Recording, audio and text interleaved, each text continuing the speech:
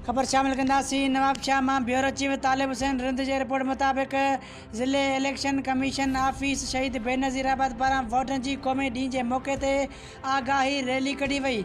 पूरे मुल्क जियां ज़िले शहीद बेनज़ीराबाद में भी पिण वोटनि जो ॾींहुं क़ौमी ॾियारो मल्हायो वियो। उन मौक़े ते district election commission Shaheed Benazirabad Parvez Ahmed कलवड़, district education officer Qurban Ali राहू ऐं ॿियनि जे अॻवानी में कमीशन ऑफिस खां नवाबशाह प्रेस क्लब ताईं रैली कढी वई।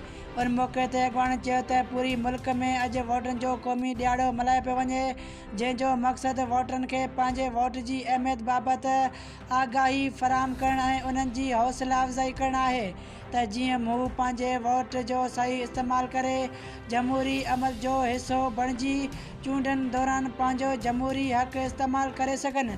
हिननि वधीक चयो त वोटनि जी दाख़िला ऐं इस्तेमालु ॿियनि बुनियादी शहरी हक़नि वांगुरु अहम आहे। उन करे पाकिस्तान जो हर उहो शहरी जंहिंजी उमिरि 18 साल थी चुकी आहे, उहो पंहिंजो क़ौमी शनाख्ती कार्ड ठाराहे पंहिंजो वोट दाख़िल कराए ऐं ईंदड़ आम या बलदियाती इलेक्शन जो पंहिंजो नुमाइंदो चूंडण लाइ वोट जो हक़ इस्तेमालु करे।